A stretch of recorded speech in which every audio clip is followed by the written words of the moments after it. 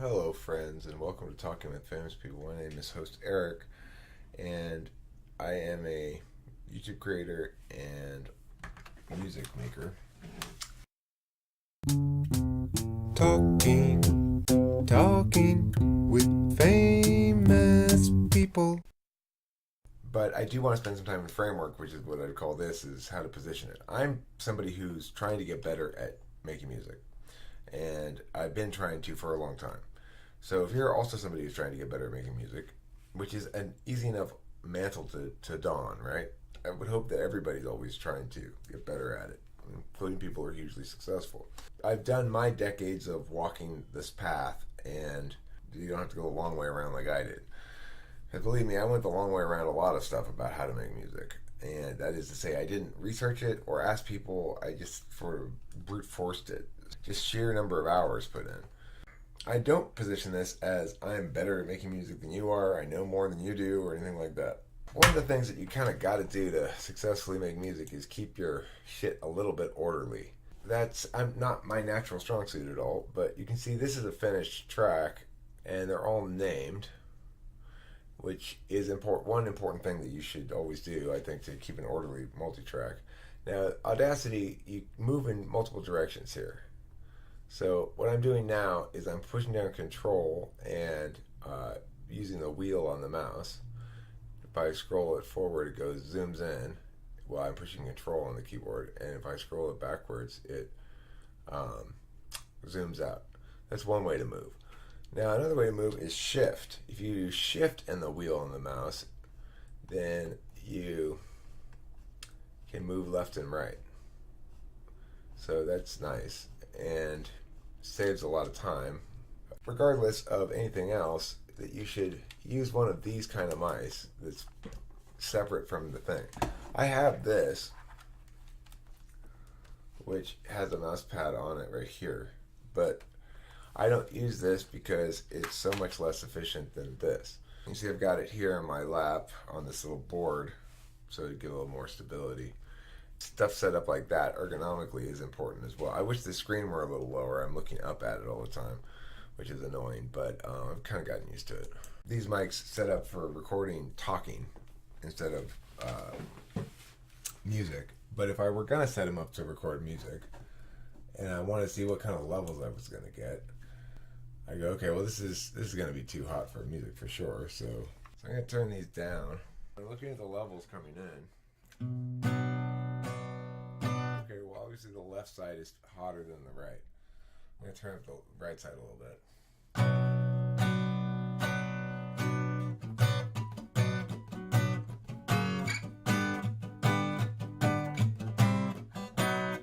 You can see there it's a little hot. So right here it clipped, and you don't want it to do that ever when you're recording. But you want it to be plenty hot. So I would make a decision here. I'd probably turn this down both sides a little bit, because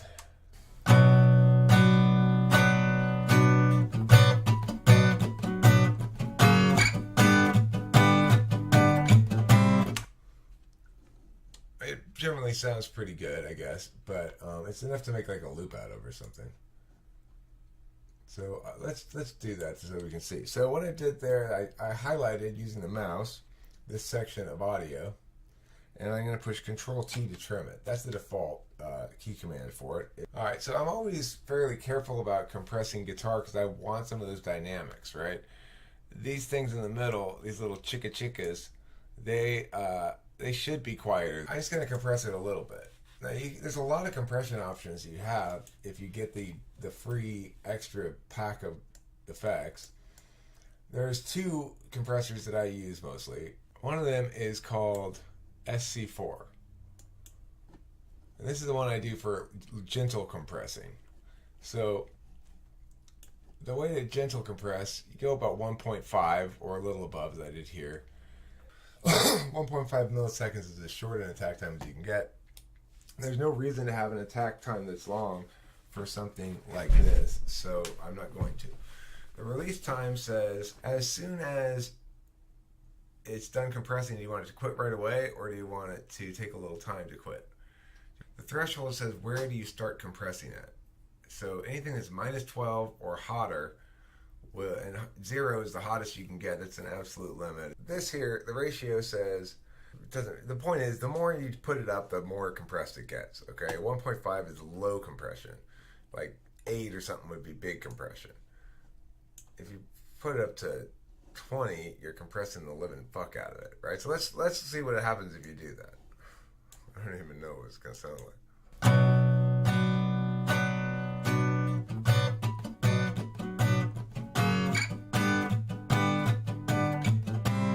It sounds okay. It doesn't sound too bad. It sounded a little overcompressed there at the end.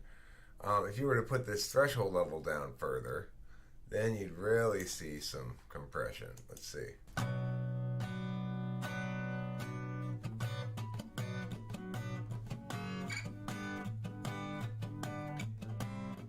So makeup gain, if I were going to makeup gain this and have that level of compression, I'd need quite a bit of makeup gain, probably 10 or something.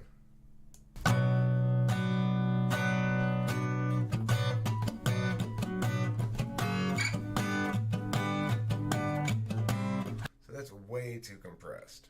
Like I had it before at 1.6.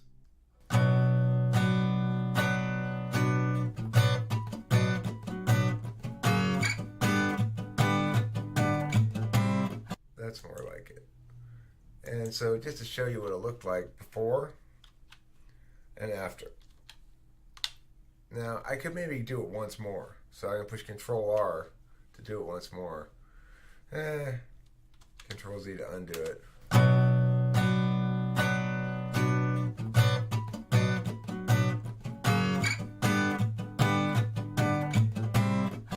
Okay, and to play it before.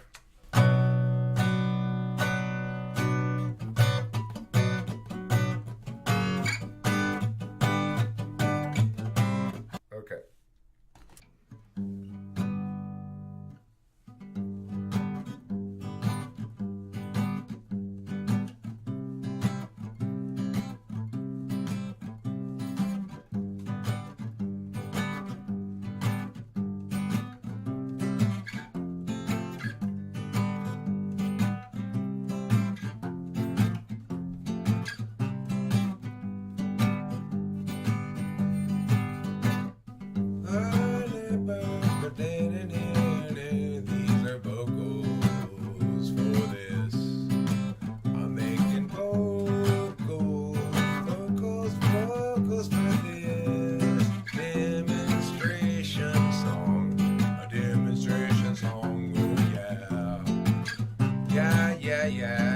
Demonstration song. Ooh, baby, all night. Okay, now, if we're to listen to this. These are vocals for this. I'm making vocals for this demonstration song. A demonstration song, oh yeah. Yeah, demonstration song. Ooh, baby. Alright, let's trim this. Cut. Meow to the meow to the meow, and paste. Collapsing these things, what I do is Control-Shift-C there, and that collapses the tracks. So you can see them as small as possible. So let's label these so we remember what they are. This is guitar, and this is vocals. Let's say I wanted to EQ them so they didn't overlap so much, because guitar and voice are in a similar frequency range. So I'm going to push Control-Shift-Q, which I have set up for a single band parametric that you can use while it's meowing.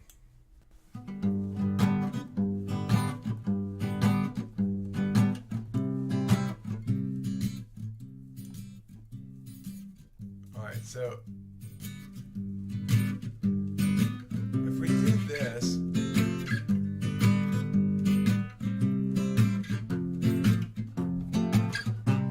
we can tell what the frequency is by just going like that, by putting this all the way down and putting this nearly all the way down, you can hear more precisely which frequency is being reduced. So if you enable it,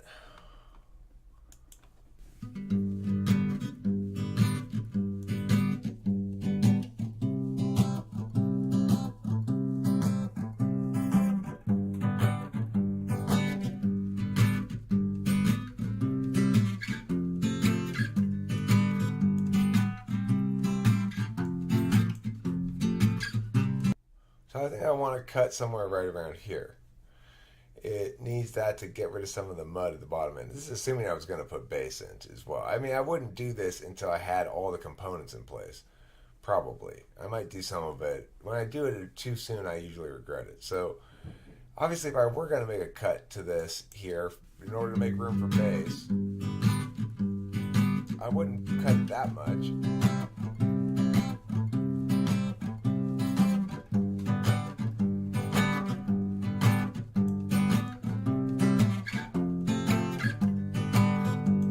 As a general rule, you need to cut a little bit more down here towards the bottom.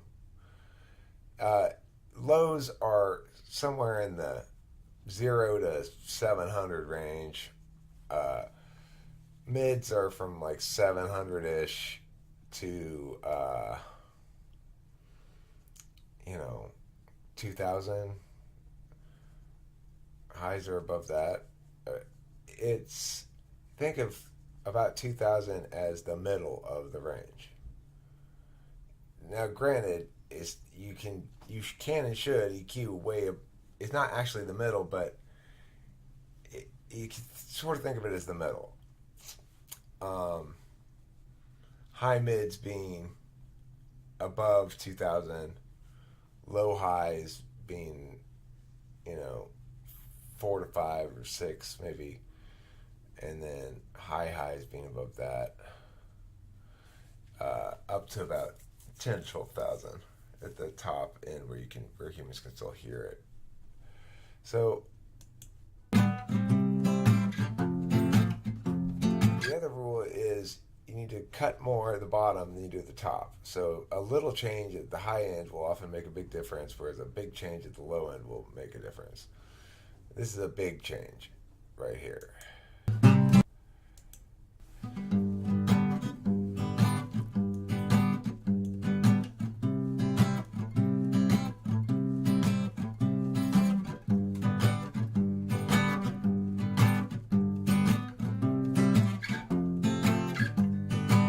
Alright, so you may or may not be able to hear that difference. I can hear it now, but I probably wouldn't have been able to hear it very well not that long ago.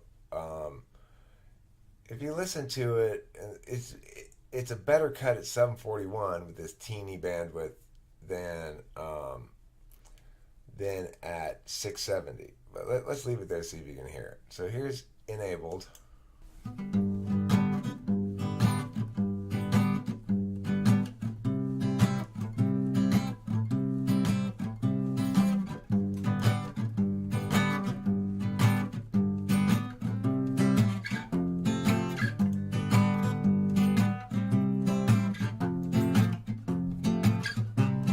It's just a little bit more contained.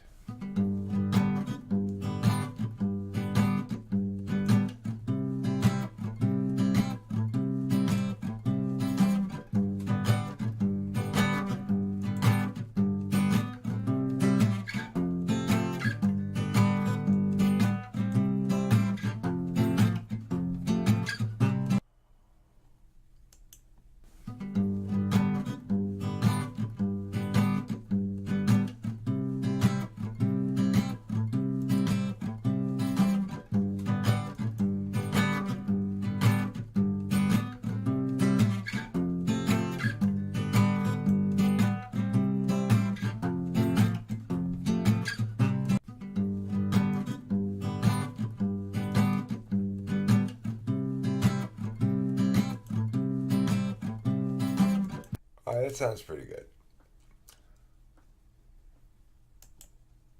Apply. Why is it not applying it? Maybe it did already. I think I may have done that multiple times. Let's see. Yeah, I did it multiple times.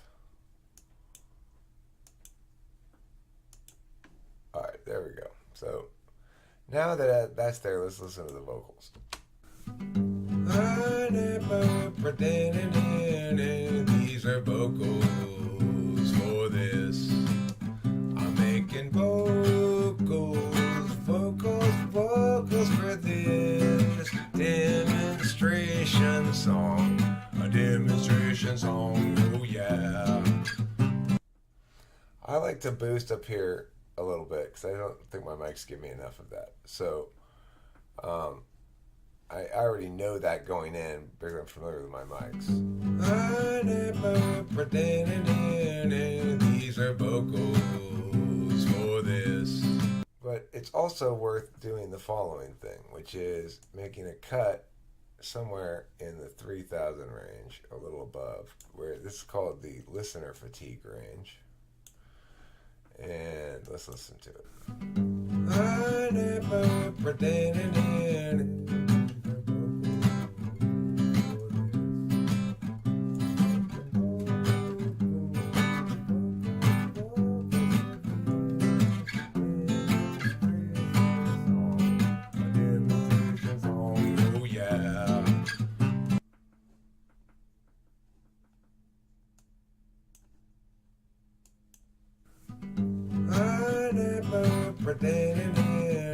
These are vocals for this.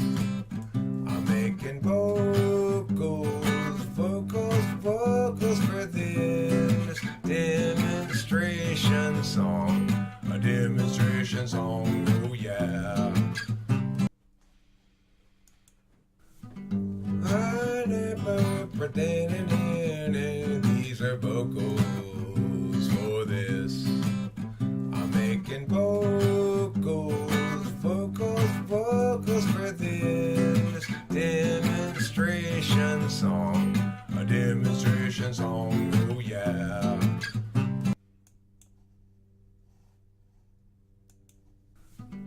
I never pretended these are vocals for. Okay, so that's a little bit more contained as well. So now it just sounds a little less wild. Now normally I would have compressed this before I EQ'd it, but I wanted to demonstrate what I was talking about there. The other compressor I use is this one, this Dyson compressor, which is you can get a lot of interesting things with this.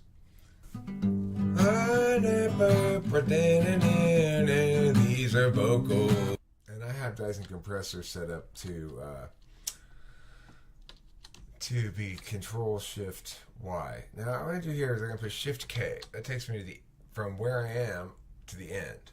And then I'm going to push Control Shift Left arrow to make this come back, contract there a bit. Now I'm going to push Control T to trim that.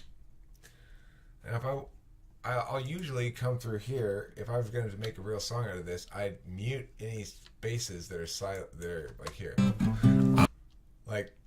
I get rid of that breath just by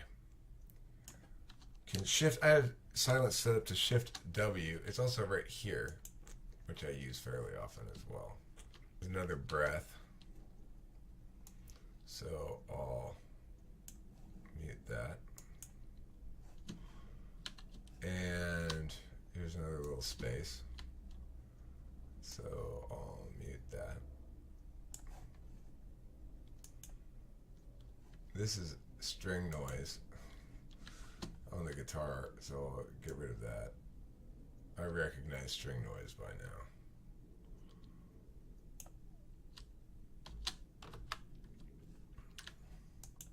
This demonstration song, a demonstration song, oh yeah. I don't have a bass guitar, so if I wanted to add bass to this, I have to use my regular guitar and pitch shift it. So let's do that as well to show you that. Alright, well I didn't play very good bass there, but let's try it one more time. I never pretended these are vocals for this. I'm I'm making vocals for this demonstration song. A demonstration song, oh yeah. Alright, so that's bass. Now, again, with my latency issue, come here, trim it, and then I'm going to duplicate it right away. That's Control D to duplicate it. I can push Shift click to unselect that one. Now, I'm going to mute this one as well. So this is still the selected track. You can see it's a selected track because it's got the yellow thing around it. I'm going to push Shift U. That'll mute the selected track. This one is the track in which stuff's actually selected, which is not the selected track.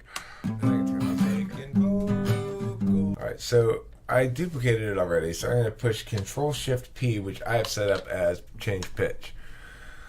I'm going to put this down an octave. That's 12 half steps.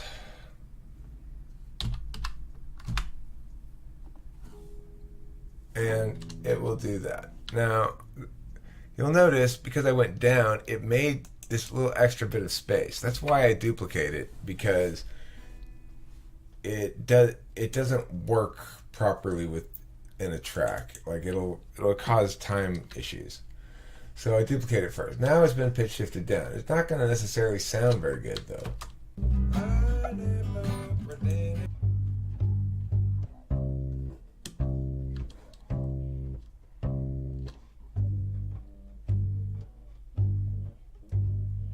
Alright, so what I would typically do if I were making bass here is I'd find the best of these.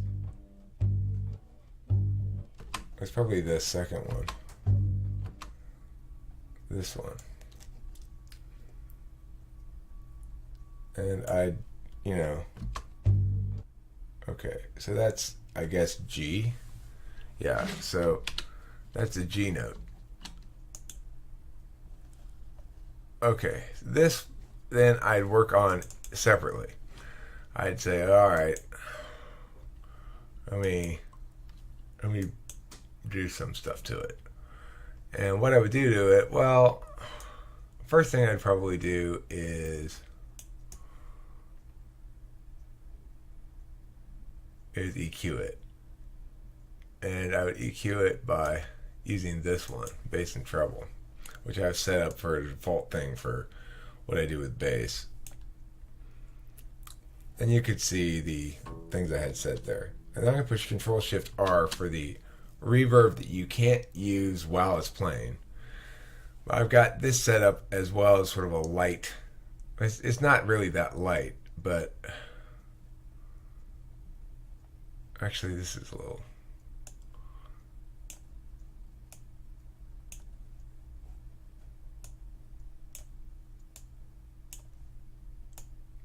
This is a lot lighter.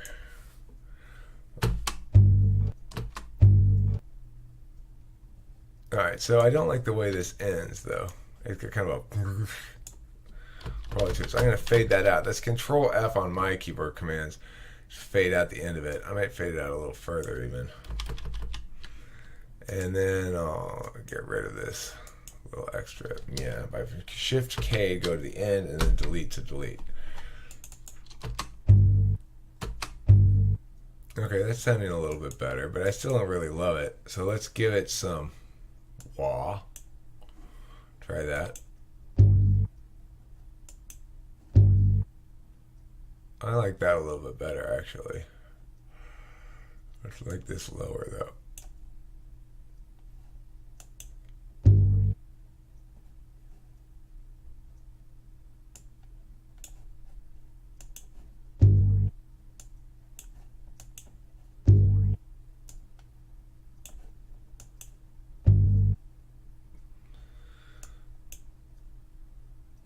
Didn't really do much. I'll repeat it a few times. Now we're starting to sound pretty good, huh? Let me repeat it again.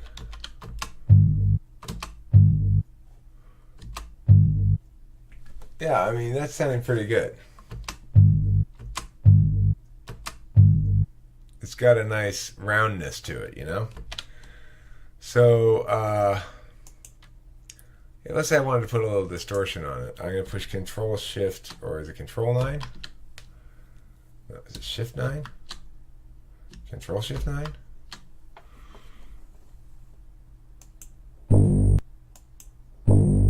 I could use that kind of distortion, and then I get this thing. If I were going to do that, I would go, okay, I kind of like that. That's trying a little too, it's being a little too much maybe. So then I just go pia. This would need to be faded out because I don't like the way it sort of like chops off at the end. And this probably needs to be faded out a little bit more too. Let's see. That's getting to be a pretty good bass sound, right? So if I were gonna mix those two together so I get what I want, then I would go here, mix them into a new track, or I would just Control Shift M, one of the two. I can get rid of those two. I might want to keep this if I really loved it, but then I got a bass sound I can work with. It's a pretty good bass sound right there, frankly. Anyway, now I've got guitar, vocals, and one bass note. If I were gonna, I have to do that for all the bass notes. What I do then, I find, okay, well, where is this? So I go, okay, this goes here. I paste it, and then I get rid of this. We'll do that. I push Shift W to silence it. It's great, Eric. Way to stutter. Okay, and then I'd go, all right, well, where does this note happen?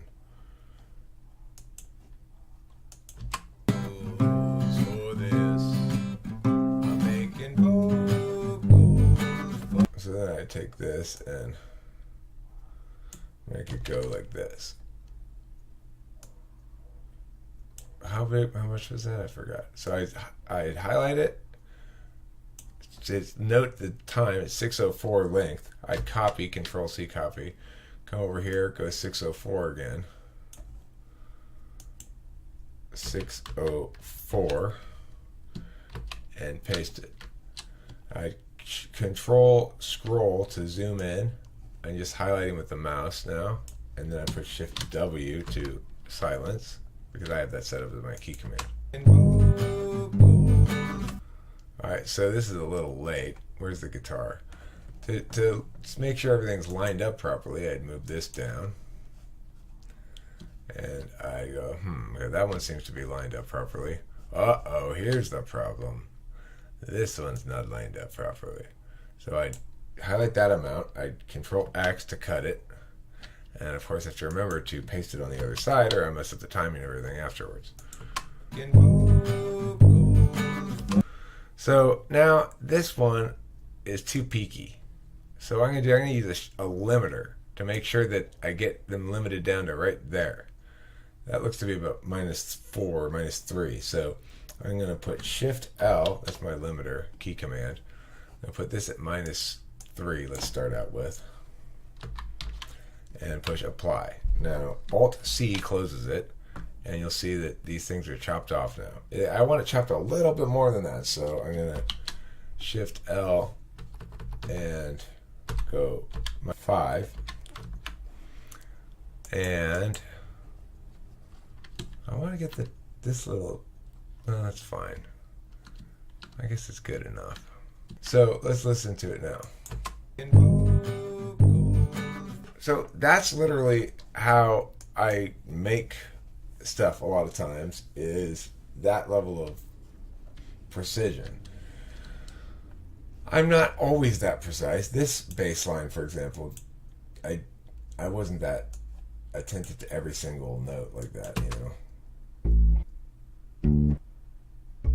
I could go through and like round these out better so I have, and make that more even and stuff, you know.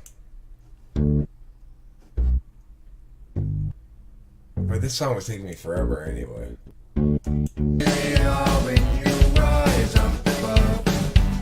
Looking ahead, it's over like a dove.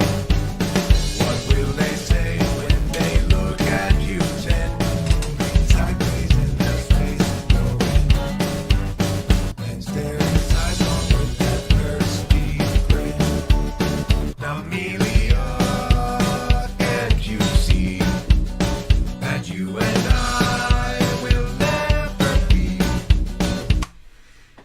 So, I guess that's it for this video. Hope you enjoyed Demonstration Song. It's one of my finest works. And hope you'll join me again someday for another Audacity video like this. Talking with fame.